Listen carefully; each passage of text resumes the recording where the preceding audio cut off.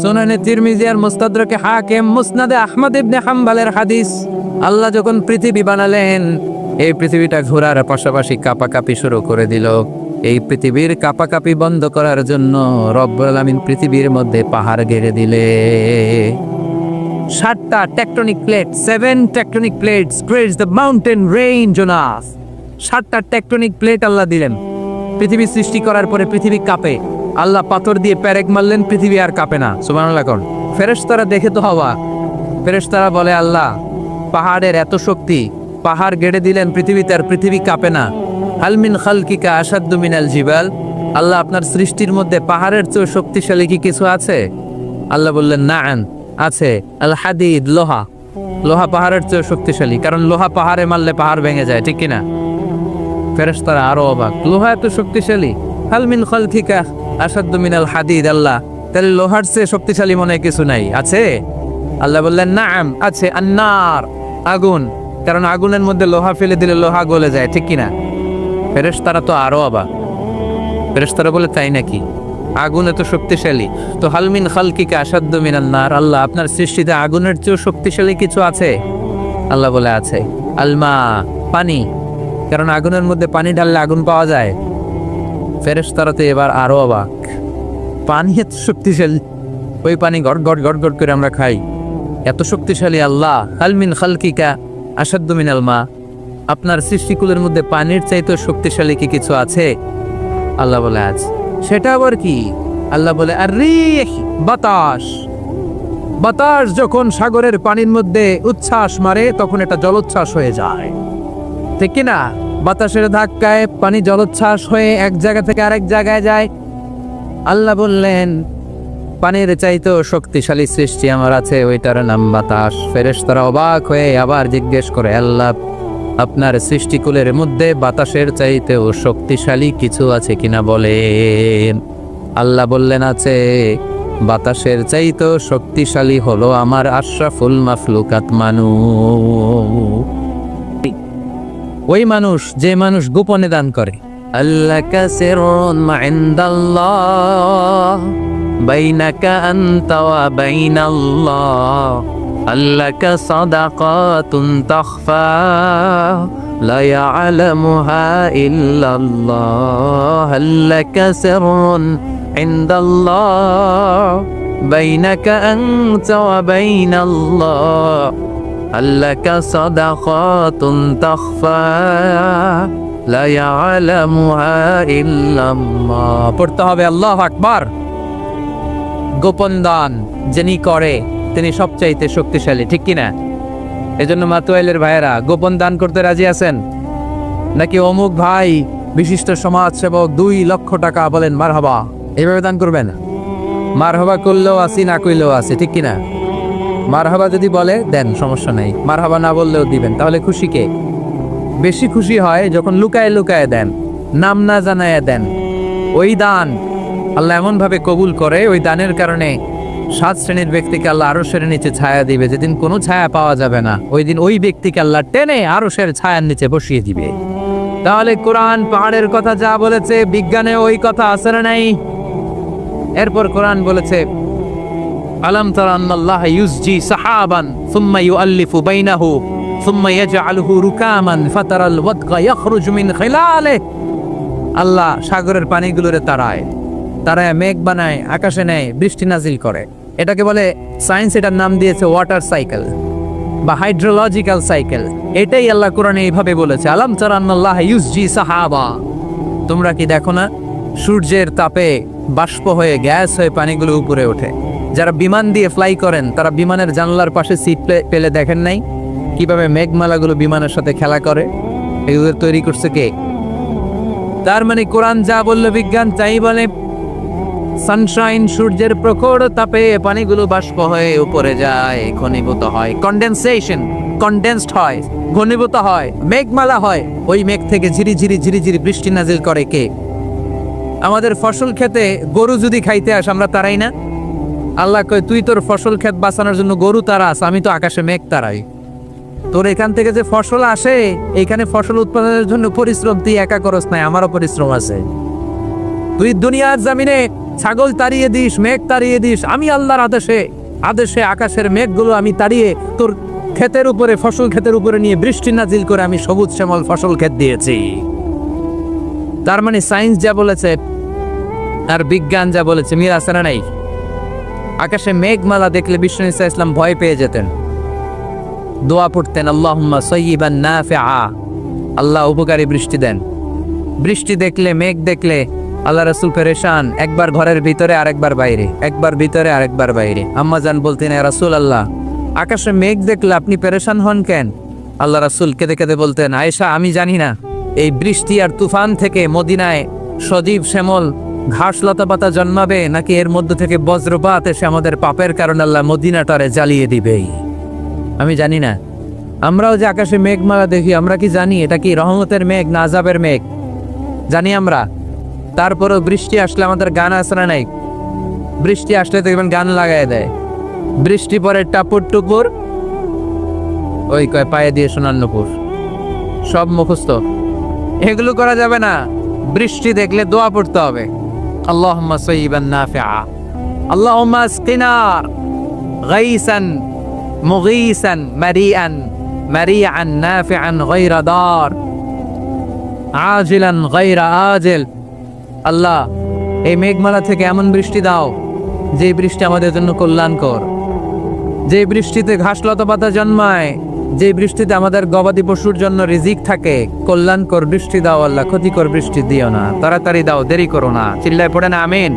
তাহলে কানগুলো খরগোশের কানের মতো খাড়া করে শোনেন। আল্লাহর হাবিব বললেন, মুস্তাদরাকে হাকিমের হাদিস, সিনতান লা তুরাদ্দান, দুই দোয়া আল্লাহ কখনো ফিরিয়ে দেন না। কয় দোয়া? এক হচ্ছে ইনদান নিদা, আজানের পরে যে দোয়াটা করা হয়, আজান আর একামতের মাঝখানে দোয়া, আজানের সময় দোয়া, এই দোয়া আল্লাহ ফিরিয়ে দেয়, একটা গেল। দুই নাম্বার হচ্ছে তাহতাল মাতর, বৃষ্টির নিচে দাঁড়িয়ে দোয়া করলে ওই দোয়া কবুল করে কে? আর আমরা বৃষ্টির নিচে দাঁড়িয়ে আঁকা বাঁকা মেঠো পথে কোন রূপসী হেঁটে যায়, আছে না নাই? বৃষ্টি আসলে আমরা ভাবুক হয়ে যাই, দরজা জানলা বন্ধ করে দিয়ে অনেকে গান বাজনা ছেড়ে দেয়, হিন্দি গান লাগায় দেয়। এই 16 ডিসেম্বরেও দেখলাম কিছু কপাল পোড়া বাংলা দেশাত্মবোধক গানের পরে হিন্দি গান লাগাই দিস। কত বড় ডাকায়, কোথায় কি করতে হবে ওইটাও জানেন। তো এই জন্য বৃষ্টি নাজির হলে আমরা যেন আল্লাহর কাছে দোয়া করি। বৃষ্টির সময়ে দোয়া করলে ওই দোয়াটা কবুল করে কে? তাহলে ফিজিক্সের এই পোর্শনে আমরা লোহা নিয়ে কথা বললাম, বায়োলজিক্যাল অ্যাসপেক্ট অফ মাউন্টেইনস, পাহাড় নিয়ে কথা বললাম পানি নিয়ে। এবার আমরা জুলজি নিয়ে কিছু কথা বলে মুনাজাতের দিকে যাব ইনশাআল্লাহ। প্রাণীবিদ্যা, জুলজি মানে কি? প্রাণীর কথা তো আর কোরআনে নাই। প্রাণীর নামে আল্লাহ কোরআনে একটা সূরা দিয়ে দিয়েছে, সূরাতুল আনআম। আবার 5টা প্রাণীর নামে আলাদা আলাদা সূরা আছে না নাই?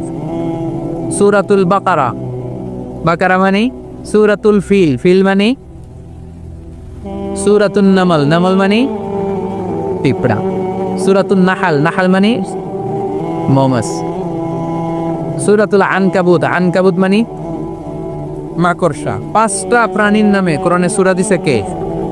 আবার আল্লাহ বললেন, ওয়া ইন্না লাকুম ফিল আনআমি লাইবরাতান নুসকিকুম মিম্মা ফি বুতুনিহি মিন বাইনি ফারসিন ওয়া দামিল লাবানান খালিসান সাইগান লিশ-শারিবিন।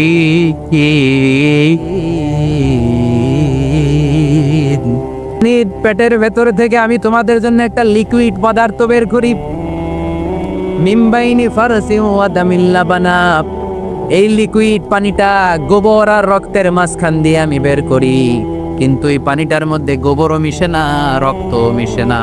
সুবহানাল্লাহ। লাবানান খালিসান, এটার নাম ফ্রেশ মিল্ক, এটার নাম সাইগান লিশ-শারিবিন, খেতে খুব সুস্বাদু। সুবহানাল্লাহ পড়েন। মা তো এলে গরু গাভী পালেন নাকি আপনারা? কারা কারা পালেন দেখি? ছাগল পালেন কারা কারা? মা বাআসাল্লাহু নাবিয়্যান ইল্লা রাআল গানাম, এই দুনিয়ায় এমন কোন নবী নাই যে নবী ছাগল চড়ায় নাই। ছাগল চড়ানো নবীর সুন্নাত। সুবহানাল্লাহ কইলেন না?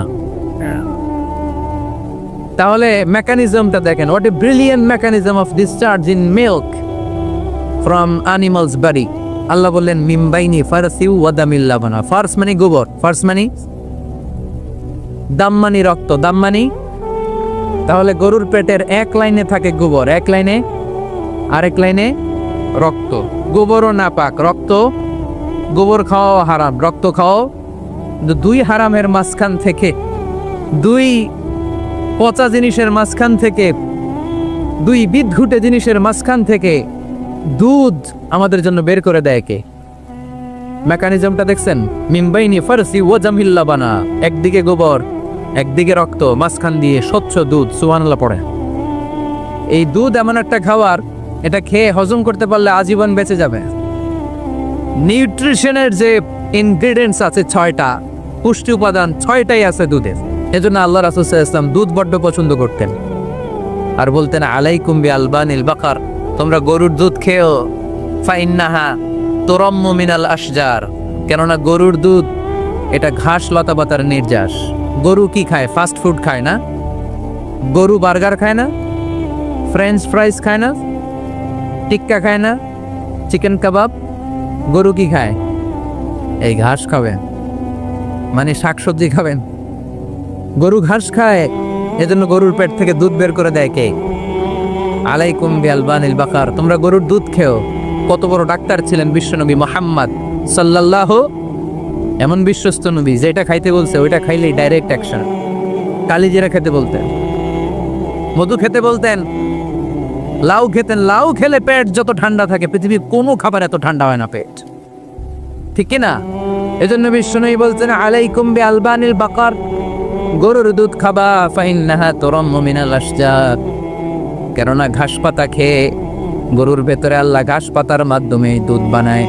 আবার বিশ্বনবী বললেন মেরাজের রাতে জিব্রাইল 3টা মগ এনে আমার হাতে দিয়েছিল, এক মগের মধ্যে ছিল পানি, আরেক মগের মধ্যে ছিল মদ, আরেকটা মগের মধ্যে ছিল দুধ। 3টা দিয়ে আমার টেস্টিং শুরু করে দিছে, টেস্টিং করতেছে। বিশ্বনবী ধরেন তো কোনটা ধরবেন?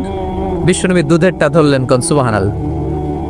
সাইয়েদনা জিব্রাইল বললেন আফাস্তাল ফিতরা, নবী আপনি যেমন ধরছেন তেমন, আপনি যেমন, আপনার স্বভাব যেমন নিয়েছেন তেমন, এজন্য দুধ খাবেন, বাচ্চাদেরকে দুধ খাওয়াবেন। অনেক মায়েরা বাচ্চাদেরকে বুকের দুধ খাওয়াতে চায় না, ডানু খাওয়ায়, ল্যাকটোজেন খাওয়ায়, সিরেলাক খাওয়ায় না। আমার মায়েরা, আমার সম্মানিত বোনেরা, বাচ্চাদেরকে দুধ খাওয়াবেন। ওয়াল ওয়ালিদাতু ইরদি'না আওলাদাহুন্না হাওলাইন, 2 বছর খাওয়াবেন, কামিলাইন, পরিপূর্ণ, লিমান আরাদা ইয়াতিম্মার রাদাআ, কারণ মায়ের বুকের দুধের প্রথম যে দিক থেকে যে দুধটা বের হয় এটাকে বলে শাল দুধ। এই শাল দুধের মধ্যে অনেক ন্যাচারাল ভ্যাকসিন আছে। ডাক্তাররা বলেছে বাচ্চাদের ব্রেইন, হাড্ডি শক্ত হওয়া, মেমোরি শার্প হওয়া, উদ্যম আর উজ্জীবিত হওয়ার জন্য, সজীব আচরণের হওয়ার জন্য মায়ের বুকের দুধটা খুবই জরুরি, এটা অবশ্যই খাওয়াবেন। আর এই মায়ের বুকের দুধের ভেতরে আল্লাহ বাচ্চার জন্য প্রথম টিকাটা ফ্রি দিয়ে দিছে। বাচ্চার জন্য কিছু টিকা দেওয়া লাগে না, যক্ষা এটা সেটা, প্রথম টিকাটা ফ্রি। প্রথম টিকাটা আল্লাহ দিছে মায়ের বুকের দুধের ভিতরে। এজন্য নিজেরাও দুধ খাবো, বাচ্চাদেরকেও মায়ের বুকের দুধ খাওয়াইতে হবে, ঠিক কিনা? গরুর দুধের ভিতরে অনেক পুষ্টি আছে, হজম করতে পারলে অনেক পুষ্টি। আমরা যেন বেশি বেশি দুধ পান করি, আল্লাহ তুমি তৌফিক দান করো। তাহলে দুধের এই কথা কোরআনে যা আছে, সায়েন্স তাই বলছে। কোরআন বলছে 1000 বছর আগে, সায়েন্স এখন খালি ঘোষণা দিতেছে বাচ্চাদের দুধ খাওয়ান, গরুর দুধ খান, এটা তো উপকার আছে। তার মানে এই প্রাণীকুলের ব্যাপারে প্রাণীবিদ্যার যে তথ্য, কোরআন আর বিজ্ঞান মিল আছে না নাই? এরপরে কোরআন বলেছে মধু খাও। وأوحى ربك إلى النحل أن اتخذي من الجبال بيوتا ومن الشجر ومما يعرشون ثم كلي من كل الثمرات فاسلكي سبل ربك ذللا يخرج من بطونها شراب مختلف ألوانه فيه شفاء للناس إن في ذلك لآية لقوم يتفكرون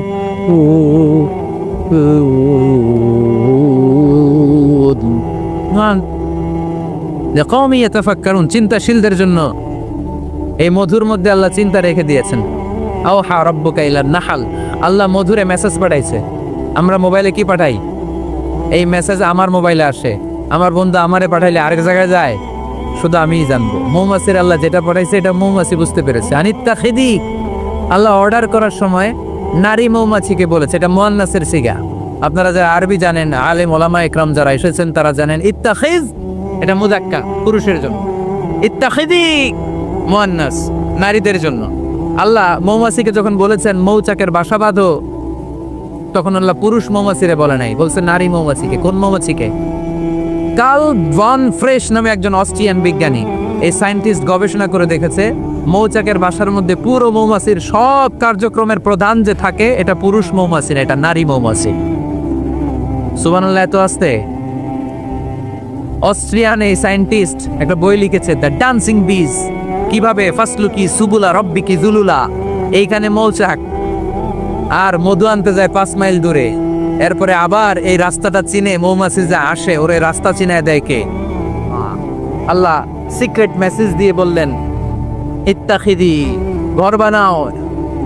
আওহা রাব্বুকা ইলান নাহলি আন ইত্তাখিদি বাইতা, উপরে ঘর বানাও, মিনাল জিবালি বুয়ুতা, পাহাড়ে বানাও, গাছের মগ ডালে বানাও, যাতে পোলাপানরা ঢিল মারতে না পারে। কাছাকাছি নিচু জায়গায় মৌচাকের বাসা হইলে পোলাপানরা কি করে? মধ্যে ঘর জন্য ঢিল মারে না? আল্লাহ দেখেন কিভাবে সিক্রেট মেসেজ দিল যে নিচে তুমি তোমার মৌচাকটা করো না, উপরে বানাও।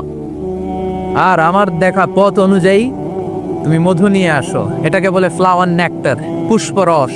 মধু এত ভালো কেন? এর কারণ মৌমাছি যখন পুষ্পরস বা ফ্লাওয়ার নেক্টার সে নিয়ে আসে, সে ফলের রস আনে, সে ফুলের রস আনে, সে বনাজি গাছ থেকে আনে, ঔষধি গাছ থেকে আনে, হার্বাল ট্রি থেকে আনে।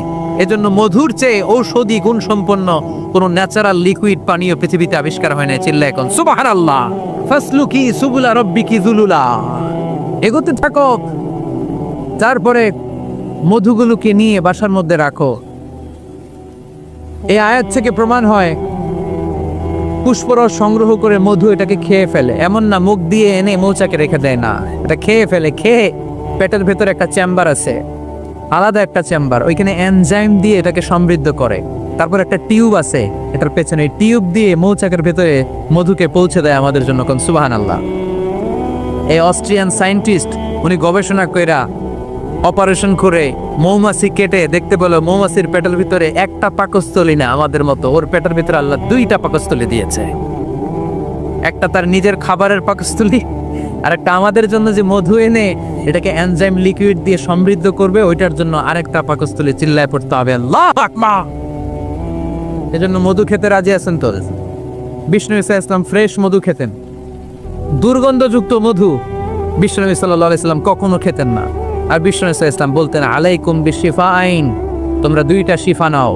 কোরআনে এই মেসেজটা খেয়াল রাখবে, কোরআনে কালামুল্লাহ মাজিদে 2টা বিষয়ের ক্ষেত্রে আল্লাহ শিফা শব্দ যোগ করেছেন। এক হচ্ছে স্বয়ং কোরআনের ক্ষেত্রে আল্লাহ বলেছেন এটাতে আছে শিফা, আর মধুর ক্ষেত্রে বলেছেন মধুতে দিয়েছি আমি শিফা। এজন্য বেশি বেশি মধু খাওয়ার দরকার আছে না নাই? কত ধরনের মধু যে পৃথিবীতে পাওয়া যায়, ব্ল্যাক হানি, হোয়াইট হানি, ক্রিমড হানি, অর্গানিক হানি, এগুলো খুঁজে খুঁজে খাবেন। আজকে মধু খাইছেন কে কে? দেখি হাত তোলেন। মাশাআল্লাহ, আমিও খেয়ে আসছি আপনাদের সাথে। প্রতিদিন মধু খাইতে হবে শীতকালে। আজকে শীত পড়ছে না অনেক? মধু খেয়ে যদি আপনি কাজ শুরু করে দেন, শীত বাবাজি আপনার কাছে আসতে পারবে। বিষ্ণু ঈসা ইসলাম মধু খেতে আমাদেরকে উৎসাহিত করেছেন। তার মানে এমন বিশ্বস্ত নবী আমার, যেটা খেতে বলেছেন এটা খেলে আমাদেরকে সুস্বাস্থ্য দান করবে কে? প্রাণীবিদ্যায় আমরা কোরআন থেকে যে তথ্য পেয়েছি, এই তথ্যের সাথে বিজ্ঞানের তথ্যের মিল আছে না নাই? কোনো অমিল আছে? কিন্তু বিজ্ঞান যদি কোনো অমিল খুঁজে পাওয়া যায়, বিজ্ঞানী বাবাজিদের কি করতে হবে? কি করতে হবে? They have to wait unless they get their final discoveries, the latest and modern invention. তাদের নতুন ইনভেনশন যতক্ষণ না আসে বসে থাকতে হবে, কারণ তোমাদের কথা ফাইনাল না। বিজ্ঞানের সবচেয়ে বড় থিওরি যে বিজ্ঞানের কোনো থিওরি ফাইনাল না। আর কোরআনের সবচেয়ে বড় থিওরি, কোরআন যাই বলেছে তাই। আবার এই কোরআনে রহমত আছে না নাই? কোরআনের তাফসীর যখন হয়, কোরআনের আলোচনা যখন হয়, কালামুল্লাহ মাজিদ থেকে তেলাওয়াত যখন হয়, বিশ্বাসীরা যদি চুপ করে সে তেলাওয়াত, সে তাফসীর শুনে, তাহলে রহমতের বারিধারা আকাশ থেকে নাজিল করে কে? রব্বুল আলামিন বলেন, ওয়া ইযা কুরিআল কুরআনু ফাসতামিউ লাহু ওয়া আনসিতু লাআল্লাকুম তুরহামুন। যখন তোমাদের সামনে কোরআনের তেলাওয়াত করা হয়, কোরআন থেকে বর্ণনা দেওয়া হয়, কোরআনের তাফসীর করা হয়, কান দুটো খরগোশের কানের মতে খাড়া করে মনোযোগ দিয়ে ওই আলোচনা শোনো আর একেবারে চুপচাপ থাকো, তাহলে তোমাদের উপর রহমত নাজিল করবে কে? তাহলে কোরআন আমাদের জন্য সুসংবাদ আমরা পেলাম। আবার কোরআন আমাদের জন্য রহমত, mercy, blessings and the bounties from our Lord, এটাও পেলাম। এরপরে আল্লাহ বললেন হুদা, কোরআন আমাদেরকে হেদায়েত দেয়। কি দেয়? কোরআনে সব কিছু আছে। কোরআনে ইতিহাসের কথা আছে, তাই বলে কি এটা ইতিহাসের বই? কোরআনে সমাজ বিজ্ঞানের কথা আছে, তাই বলে এটা সমাজ বিজ্ঞানের বই? কোরআনে নবীদের অনেক মজার মজার গল্প আছে, তাই বলে এটা কি গল্পের বই? কোরআনে বিজ্ঞানেরও কথা আছে, তাই বলে কি এটা বিজ্ঞানের বই? না, এটা হেদায়েতের বই। এটা গাইড দেয় যারা মুত্তাকি তাদেরকে। কোরআনের শুরুতেই আল্লাহ তাআলা এই বিষয়টা আমাদের কাছে ক্রিস্টাল ক্লিয়ার করেছেন, স্পষ্ট করে বলেছেন, যালিকাল কিতাব লা রাইবা ফি হুদাল লিল মুত্তাকিন। This is the book, the most authentic and original and reliable book ever in the world. There is no doubt in it and a guidance to those who are muttaqin. এটা এমন বই যে বইয়ে কোনো ভুল নাই। এই বইয়ে কোনো ভুল আছে? আওয়াজ করে বলেন, কোরআনে কোনো ভুল আছে? কোনো সন্দেহ আছে? সংশয় আছে? হেদায়েতের কিতাব করে মুত্তাকিদের জন্য এটাকে পাঠালো কে? এজন্য রাব্বুল আলামিন বলেন, যালিকাল কিতাবু লা রাইবা ফীহি হুদাল লিল মুত্তাকিন। This is the book, there is no doubt in it. এটা এমন বই যেটাতে সন্দেহ নাই। এটা মুত্তাকিনদের জন্য পথ প্রদর্শনকারী। তাহলে এই কথাটা, এই মেসেজটা আজকে আমাদেরকে মুখস্থ করে নিয়ে যেতে হবে যে কোরআন হেদায়েতের কিতাব। এটা কিসের কিতাব?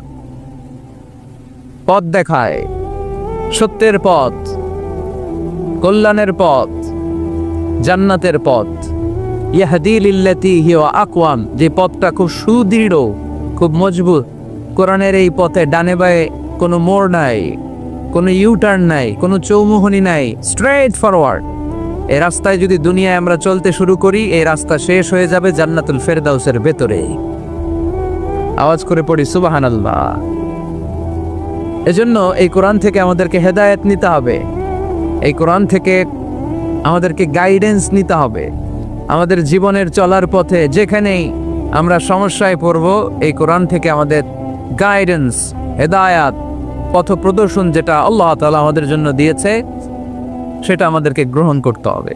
কারণ এই কিতাব এমন কিতাব যেটা মানুষকে অন্ধকারচ্ছন্ন একটা পথ থেকে আলোর পথ দেখায়, ঠিক কিনা?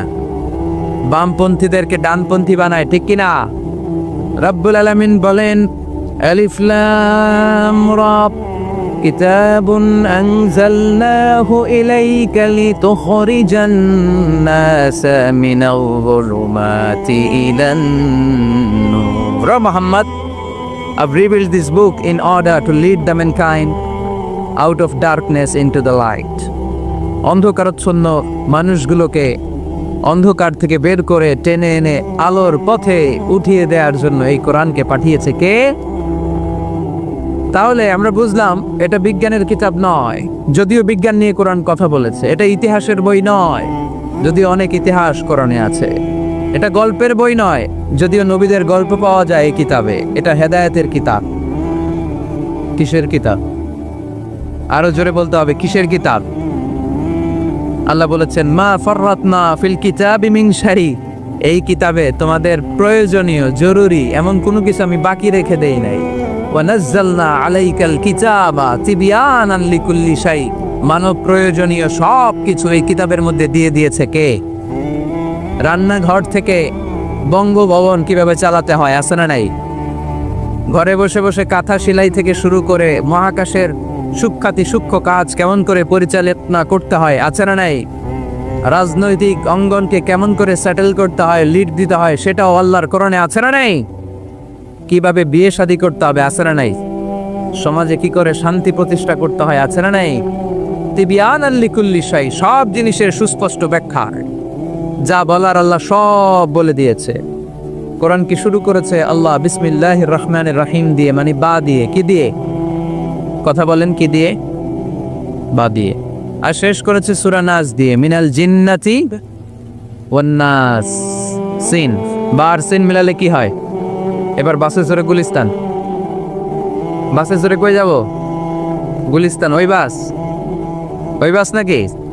না, ওই বাস না। এই বাস মানে যথেষ্ট, এনাফ। যা বলা হয়েছে 30 পারা এনাফ। হেদায়েতের জন্য নতুন কিছু লাগবে না। ব্ল্যাক হোলের সামনে আসে, বাচ্চার মুখে হাওয়াই মিঠাই দিলে যেমনি হাওয়াই মিঠাই মুহূর্তেই নাই, ওই তারাও মুহূর্তেই নাই। সুবহানাল্লাহ। মাতুয়াইলে হাওয়াই মিঠাই পাওয়া যায়? পাওয়া যায়? কই পাওয়া যায়? হ্যাঁ, আগে যখন আমরা ছোট ছিলাম আমরা এগুলো খাইতাম তো। কটকটি, কটকটি আছে এখন?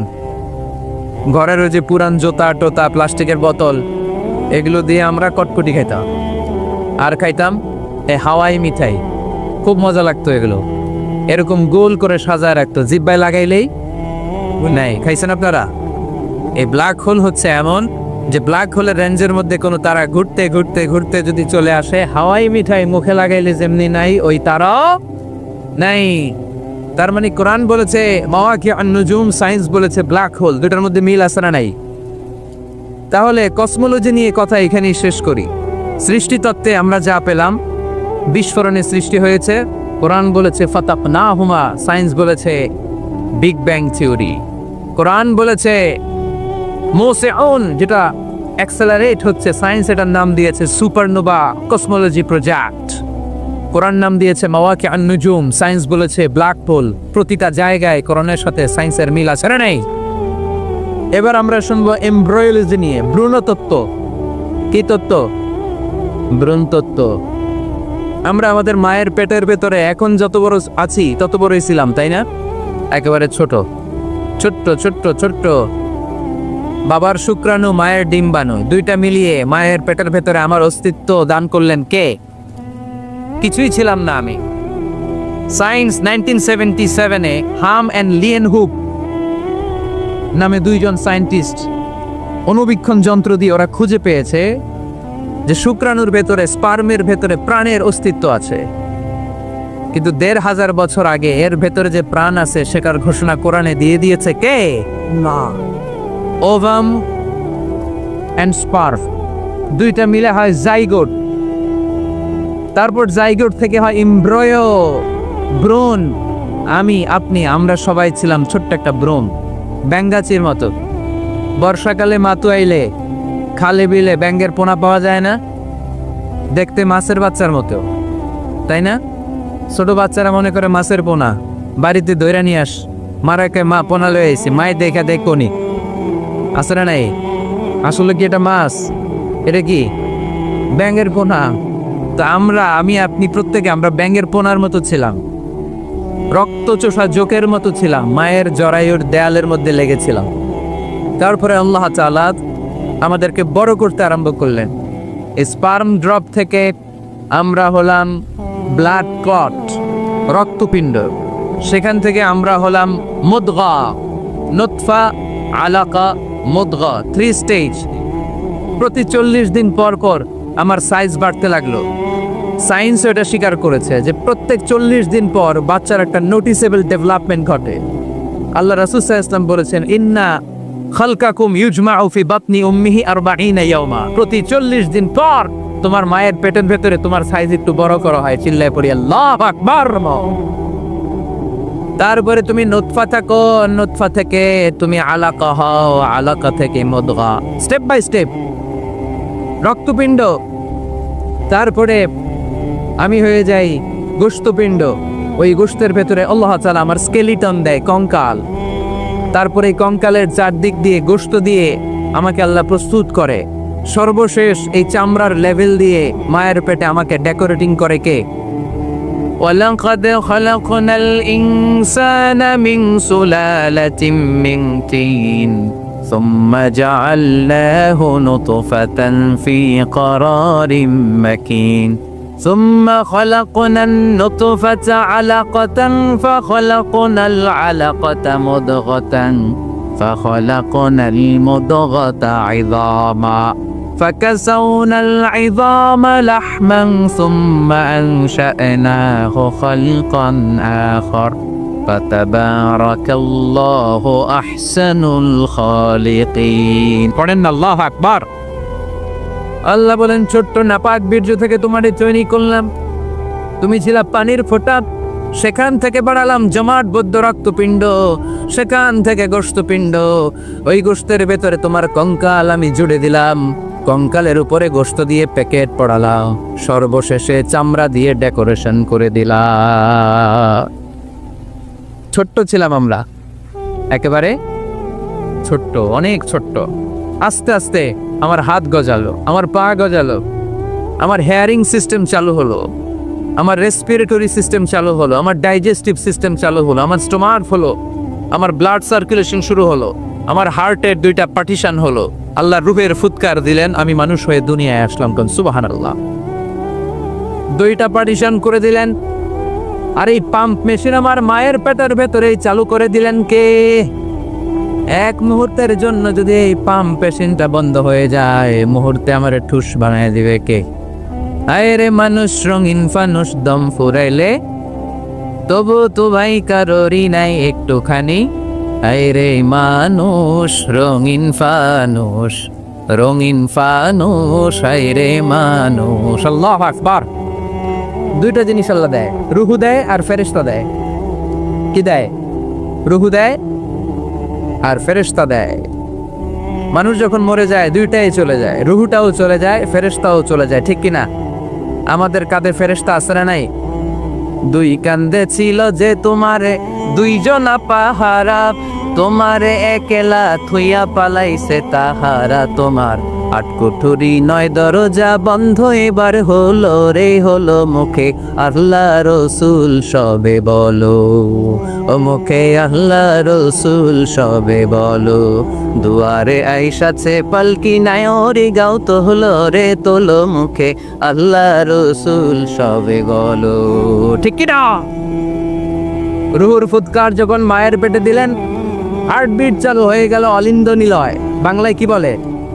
ইংরেজিতে সিস্টলিক অ্যান্ড ডায়াস্টলিক।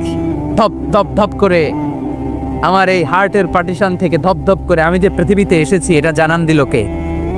এই প্রক্রিয়ায় আল্লাহ আমারে বানালেন। এই যে এতগুলো মাস মায়ের পেটের ভেতরে ছিলাম, পৃথিবীর কেউ আমারে খাবার দিতে পারছে, চিকিৎসা করতে পারছে? যে কবিরাজ আমারে খাবার দিলেন, অক্সিজেন দিলেন, ওই কবিরাজের নাম কি? আল্লাহ। 7 মাস আল্লাহ বললেন ফি যুলুমাতিন সালাস, 3টা প্যাকেটের ভিতরে তুমি ছিলা। কোরআন বলে কয়টা প্যাকেট? জোরে বলেন, সবাই বলেন কয়টা? কোরআনের ভাষ্য মতে 3টা প্যাকেট। মডার্ন সায়েন্সও তাই বলেছে, 3টা প্যাকেট। প্রথম প্যাকেটের নাম প্লাসেন্টা, ইংরেজিতে বলে প্লাসেন্টা। এটা হচ্ছে ফুল। বাচ্চা বেরো আর কিছুক্ষণ পরে মায়ের জরায়ের ওখান থেকে একটা ফুল বেরিয়ে আসে, এইটার প্যাকেটে ছিলাম। প্যাকেট বানাইছিল কে? 2 নম্বর প্যাকেটের নাম ওম, মায়ের জরায়ুর প্যাকেটের ভিতরে ছিলাম। 3 নম্বর হচ্ছে আমার মায়ের পেট, আর বেলি, এই পেটের প্যাকেট। 3টা প্যাকেটের ভিতরে ফি করারিম মাকিন, গোপনতম প্রকোষ্ঠে আমাকে মায়ের পেটের ভেতর থেকে পৃথিবীতে বের করে দিল কে? কত ক্ষুদ্র ছিলাম, সেখানে আমি বিজয়ী হয়েছি, ঠিক কিনা? এই যে লাম, তারা প্রমাণ করেছে যে অণুবীক্ষণ যন্ত্র দিয়ে তারা দেখেছে 1 ফোঁটা বীর্যের ভেতরে 20 কোটি শুক্রাণু যদি না থাকে, তাহলে ওই ফোঁটা শুক্রাণু থেকে মায়ের গর্ভে কোনো সন্তান জন্ম লাভ করে না। মালিক তুমি জান্নাতে, তোমার পাশে আমায় একটি ঘর বানিয়ে দিও, একটি ঘর বানিয়ে দিও, সে বিভীষিকাময় মহাদিনে তোমার প্রতিবেশী করে নিও। মালিক তুমি জান্নাতে, তোমার পাশে আমায় একটি ঘর বানিয়ে দিও, একটি ঘর বানিয়ে দিও। পড়েন আমিন। আর জোরে আমিন। তাহলে ঘুষের সাথে আমাদের কোনো সম্পর্ক? কিন্তু বাংলাদেশে ঘুষ আছে না নাই? ব্রাহ্মণবাড়িয়াতে মনে হয় নাই, কসবাতে নাই, আড়াইবাড়ির এই এলাকাতে নাই। আহা, সরকারি অফিসগুলোতে গেলে সরকারি অফিসাররাই শুধু ঘুষ খায় না, সরকারি অফিসের চেয়ার টেবিলগুলোও খায়। কথা কন। এই ঘুষ বন্ধের জন্য, দুর্নীতি বন্ধের জন্য গঠন করা হলো দুর্নীতি দমন কমিশন। ওইটার ভিতরে দুর্নীতি আছে না নাই? যাবেন কই? সর্ষে দিয়ে ভূত তাড়ায়, সর্ষের ভিতরেই ঢুকছে ভূত। মানুষ পাগল হলে বাঁধে রশি দিয়ে, রশি পাগল হলে বাঁধবেন কি দিয়ে? কথা বলেন। এজন্য এই ঘুষের বিরুদ্ধে, দুর্নীতির বিরুদ্ধে আমাদেরকে জিহাদে নামতে হবে। যারাই কোরআনের, ইসলামের পক্ষে, মানবতার পক্ষে, এরা হলো মুজাহিদ। খেয়াল রাখবেন, জিহাদকে এখন অনেকে এক্সট্রিমিজম, সন্ত্রাসবাদ আর জঙ্গিবাদের সাথে না বুঝে গুলিয়ে ফেলে। জিহাদ এক জিনিস, জঙ্গিবাদ আরেক জিনিস। যারা ইসলামের পক্ষে এরা হচ্ছে মুজাহিদ, আর যারা ইসলামের বিপক্ষে এরা এক একটা জঙ্গি। চিল্লায় বলেন ঠিক কিনা? এই আড়াইবাড়ির ময়দানে যারা এসেছে ইসলামের পক্ষে, আপনারা প্রত্যেকে এক একটা মুজাহিদ। আর যারা সাহাবাকে বড় বড় ভাষণ দেয়, ওগুলো জঙ্গি। চিল্লায় বলেন ঠিক কিনা? লক্ষাধিক নবী, প্রত্যেকটা নবী এক একজন মুজাহিদ। সাইয়েদনা মুসা আলাইহিস সালাম মুজাহিদ, তার মানে সবচেয়ে বড় জঙ্গিটা হচ্ছে ফেরাউন। সাইয়েদনা ইব্রাহিম আলাইহিস সালাম মুজাহিদ, তার মানে সবচেয়ে বড় জঙ্গির নাম হচ্ছে নমরুদ। আমার পেয়ারা নবী, বিশ্ব নবী ছিলেন মুজাহিদ, তার মানে আবু জাহেল হচ্ছে জঙ্গি। জোরে বলেন ঠিক কিনা? এদেশে যারা ইসলামের পক্ষে কথা বলে এরা মুজাহিদ, আর ইসলামরে যারা গালি দেয়, কোরআনের আওয়াজকে যারা বন্ধ করে দিতে চায়, এরাই সন্ত্রাসবাদের ধারক এবং বাহক। জোরে বলেন ঠিক কিনা? এই যে কিছুদিন আগে কোটা বিরোধী আন্দোলন হয়েছে না, এটার পক্ষে যারা ছিল এগুলা ছিল এক একটা মুজাহিদ। এটার বিরোধিতা যারা করছে এগুলা জঙ্গি। নিরাপদ সড়কের জন্য যেই ছেলেগুলো, তামাল ছেলেগুলো রাস্তায় নেমেছে, এক একটা মুজাহিদ। আর এই নিরাপদ সড়কের বিরুদ্ধাচরণ যারা করেছে এক একটা জঙ্গি। চিল্লায় বলো ঠিক কিনা? জঙ্গিবাদের বিপক্ষে আমরা, শান্তির পক্ষে আমরা, ইসলামের পক্ষে আমরা, মানবতার পক্ষে। বিশ্বনবী যখন কোনো যুদ্ধে যেতেন, বিশ্বনবী তার chief of the military, chief of the ব্যাটালিয়নকে বলতেন, খবরদার, যে এলাকায় অ্যাটাক করবা ওই এলাকার কোনো বৃদ্ধ বৃদ্ধার গায়ে হাত তোলা যাবে না। ওই বিধর্মীদের যে ধর্মগুরু আছে, পোপ, সন্ন্যাসী, সাধু বাবা, খ্রিস্টিয়ান ফাদার, এদের গায়ে হাত তোলা যাবে না। কোনো নারীর গায়ে হাত তোলা যাবে না। যারা সিটিজেন, জেনারেল সিটিজেন, সাধারণ পাবলিক, সিভিলিয়ান, এদের গায়ে হাত তোলা যাবে না। যুদ্ধ যদি তলোয়ার ফেলে দিয়ে বলে আমান আমান, I need the security, I seek the security, তার গায়েও হাত তোলা যাবে না। এটা হচ্ছে ইসলাম। ইসলাম হচ্ছে শান্তির ধর্ম। এজন্য আমরা চাই আমার দেশে শান্তি আসুক। আমরা দুর্নীতি চাই না, আমরা ঘুষ চাই না। চিল্লা এখন ঠিক কিরা? ইসলাম হচ্ছে এমন ধর্ম যেটা শান্তি বিলায়।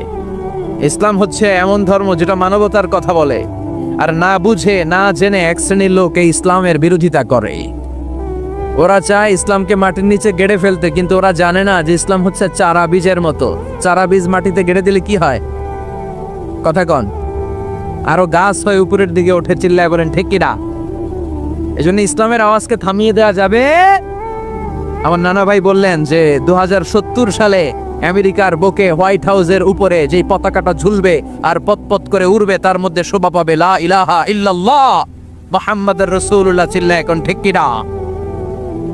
বিশ্বব্যাপী মুসলমানদের আজ গণজাগরণ।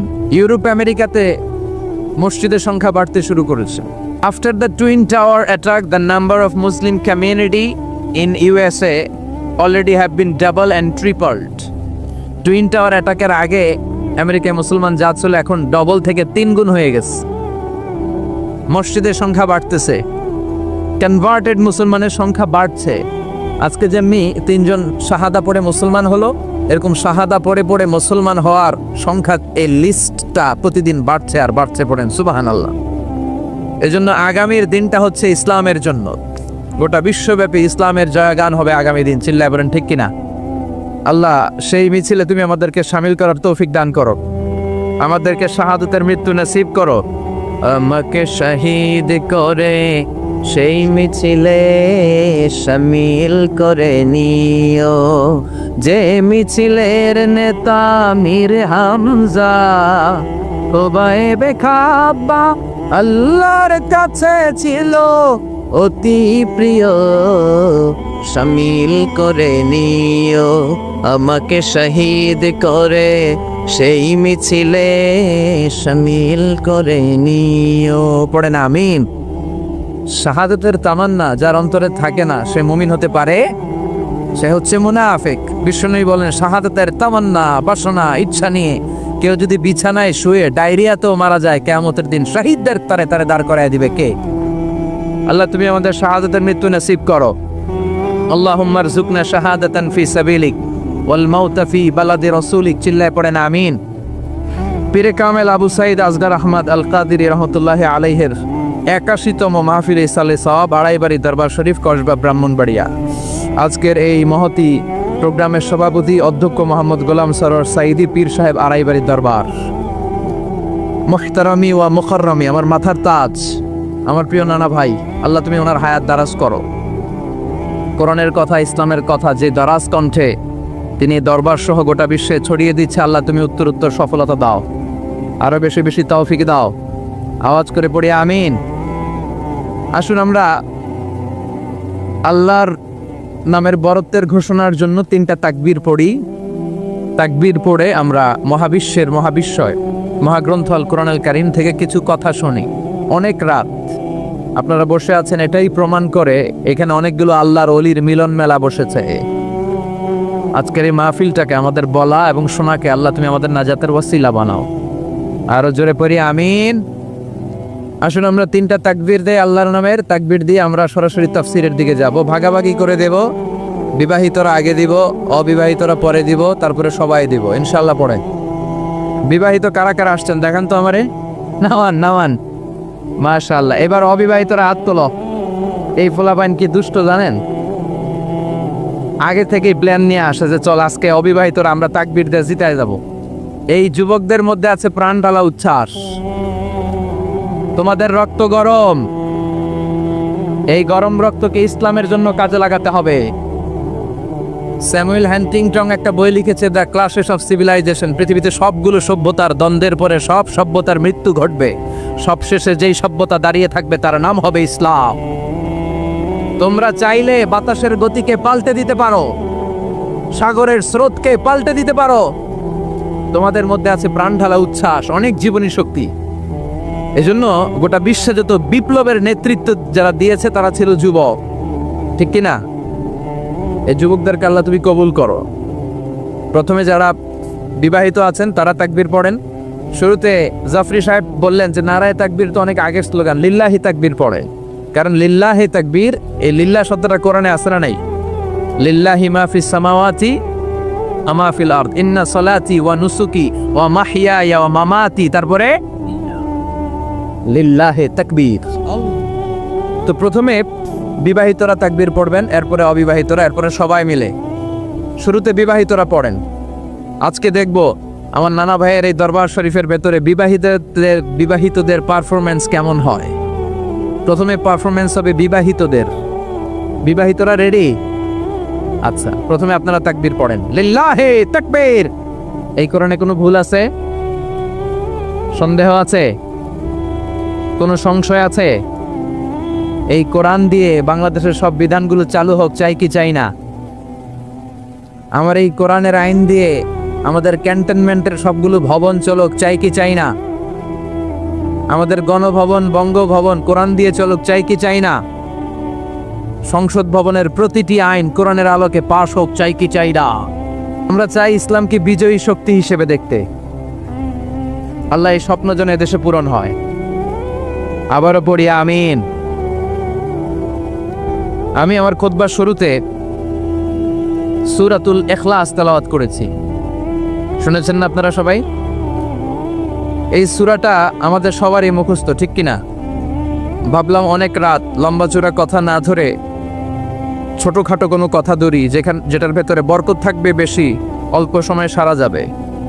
খুঁজে পেলাম সূরাতুল ইখলাস, যেটা আমাদের মধ্যে খুব অভাব। এই ইখলাসের বড্ড অভাব, ঠিক কি না? সব জায়গায় শো অফ খুব বেশি। মাহফিল করতে গেলেও লোকজনদের ডিমান্ড থাকে, হুজুর মাহফিল জমাইতে হবে। কি করতে হবে? মাহফিল আবার জমাই কেমনে? মাহফিলে তো আমরা কোরআন সুন্নাহ থেকে যা শিখেছি কিছু কথা আপনাদের সাথে শেয়ার করব, কিন্তু আমাদেরকে বলে দেয় হুজুর মাহফিলে কিন্তু জমাইতে হবে। আচ্ছা গেল জমানো। অনেক জায়গায় বলে হুজুর আপনার কিন্তু কাঁপাইতে হবে। কি করতে হবে? কাঁপাইতে হবে। আবার অনেক জায়গায় বলে হুজুর মাহফিল কিন্তু ধরে রাখতে হবে। তো আমরাও আছি বিপদে। আমরা কোনো জায়গায় জমাইতে হয়, কোথাও কাঁপাইতে হয়, কোথাও আবার ধরে রাখতে হয়। আছে না নাই? তো এগুলো থেকে বেরিয়ে আসেন। সব কাজগুলো যেন হয় ইখলাসের সাথে। অন্তরে ভয় যদি কারো থাকে, তাদের মধ্য দিয়ে এই কাজ প্রকাশিত হতে পারে। যাদের হৃদয়ে আছে আল্লাহর ভয়, তারা কবু পথ ভুলে যায় না। আল্লাহর প্রেম ছাড়া এই দুনিয়া কারো কাছে কোনো কিছু চায় না। রাতের আধারে যারা সেজদাতে রয়, দু চোখের স্রোতে নদী যেন বয়। ছলনার হাতছানি যতই আসুক, পেছনে ফিরেও সে তাকায় না। যাদের হৃদয়ে আছে আল্লাহর ভয়, তারা কবু পথ ভুলে যায় না। আল্লাহর প্রেম ছাড়া এই দুনিয়ায় কারো কাছে কোনো কিছু চায় না। ঠিক কি না? এজন্য মুমিনের অন্তরে থাকতে হবে একজনের ভয়। তিনি কে? সূরাতুল ইখলাসের তাফসীর শুনবো, পড়েন ইনশাআল্লাহ। এমন একটা সূরা যে সূরাটা আমাদের সবার মুখস্থ, তাই না? মুখস্থ নাই কার কার? শুধু মুসলমান না, অনেক হিন্দু ভাইদেরও মুখস্থ আছে। আলহামদুলিল্লাহ পড়েন। মুসলমানদের সাথে থাকতে থাকতে অনেক হিন্দুরাও পড়ে, অনেক হিন্দুরাও কালিমা পড়ে, জানেন? অনেক হিন্দু ভাইরাও সূরাতুল ফাতিহা মুখস্থ বলতে পারে, জানেন? আলহামদুলিল্লাহ বলেন। আমাদের এই অনেক মাহফিলগুলোতে হিন্দু ভাইরা কিন্তু আসে এবং লুকিয়ে লুকিয়ে কোরআনের কথা শুনে। অনেক ভাইরা আসে, বিভিন্ন ধর্মের বর্ণের পেশার লোকেরা। একজন বলল হুজুর আপনার মাহফিল শোনার জন্য 60 জন পুলিশ আসছে আজকে, 60 জন। আল্লাহ ভাইদেরকে তুমি কবুল করো। প্রশাসনের যারা আছে আল্লাহ তাদেরকে তুমি কবুল করো। নিরাপত্তার জন্য যারা এসেছে, সিআইডি, এনএসআই, র্যাবের ভাইরা, পুলিশের ভাইরা, আল্লাহ তাদেরকে তুমি ইসলামের জন্য কবুল করো। আপনারা জানেন যে আমি যখন কথা বলি, I consider my lecture as a class. আমি আমার তাফসীর প্রোগ্রামগুলোকে ক্লাসের মতো নেই। ফলে আমি কিছু জিজ্ঞেস করি আর আমার শ্রোতারা আমাকে উত্তর করে। তো শেষ পর্যন্ত আমি আপনাদেরকে জিজ্ঞেস করলে উত্তর করা যাবে তো? শেষ পর্যন্ত জেগে থাকতে হবে, কিন্তু ঘুমানো যাবে না। যে সূরাটার তাফসীর নিয়ে বসেছি, সূরাটার নাম, আল্লাহ আমাদের ইখলাস বাড়িয়ে দাও। সূরাতুল ইখলাস ছোট্ট একটি সূরা। আমরা অনেক সময় অনেক ছোট জিনিসকে গুরুত্বহীন ভাবি, কিন্তু আসলে এটার অনেক গুরুত্ব আছে না নাই? আমরা অনেক সময় অনেক ছোটখাটো জিনিসকে মনে করি এটা কোনো ব্যাপার না, আসলে এটা ব্যাপার। ইট ম্যাটার, এটা ম্যাটার করে। সূরাতুল ইখলাস ঠিক তেমন একটি সূরা। সবার মুখস্থ আছে তো, সব জায়গায় শোনা যায় তো, এজন্য অনেকে গুরুত্ব দেয় না। আজকে এই সূরার গুরুত্বের ব্যাপারে আমরা কিছু কথা শুনবো ইনশাআল্লাহ। পড়েন সূরাতুল ইখলাস। এই সূরাটি মাক্কি সূরা। কি সূরা? কথা বলেন। মাক্কি। কোরআনের সূরাগুলো দুই ভাগে বিভক্ত, একটা আরেকটা। সবাই বলেন, একটা আরেকটা। তো কিছু সূরা হচ্ছে মাক্কি, কিছু মাদানী। এই সূরাটা মাক্কি সূরা। এই সূরাতুল ইখলাসের আয়াত সংখ্যা হচ্ছে 4টি। সবাই বলেন কয়টি? 4টি মাত্র আয়াত। 15টি শব্দ আছে সূরার ভেতরে, 47টি অক্ষর আছে।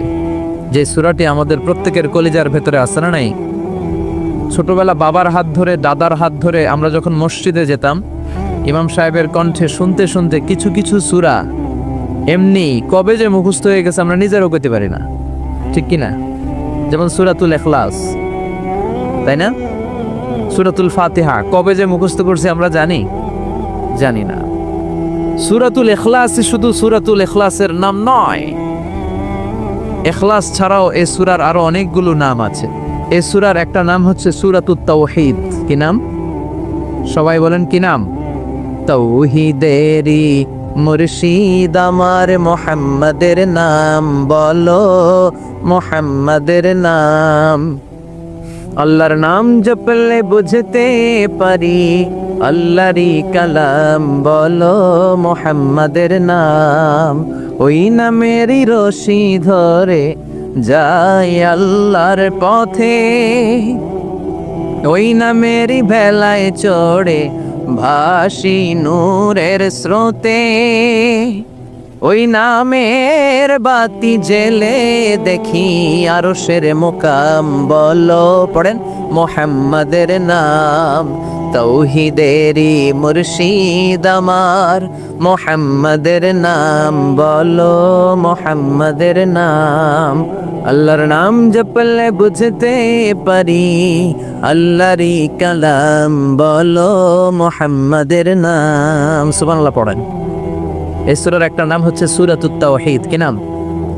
তাওহীদ। তাওহীদ মানে একত্ববাদ। তাওহীদ মানে একত্ববাদ, oneness of God, the oneness of creator. আমাদের স্রষ্টা একজন, চিল্লায় বলেন কয়জন? এটাকে বলে তাওহীদ।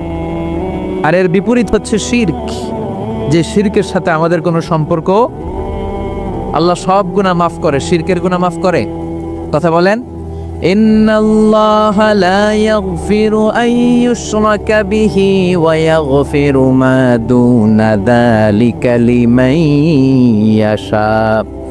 আল্লাহ বলেন, গোলাম আমি সব ধরনের গুনাহ ক্ষমা করে দেই, সব ধরনের পাপকে আমি ক্ষমা করে দিতে পারি, কিন্তু শিরকের গুনাহ আমি কবু ক্ষমা করি না। সব গুনাহ আমি ক্ষমা করি, শিরকের গুনাহ আমি ক্ষমা করি না। কেননা শিরক হচ্ছে ইন্না শিরকা লা যুলমুন আযীম। এটা মহাপাপ, এটা বড় পাপ, এটা সব পাপের বাপ, ঠিক কি না?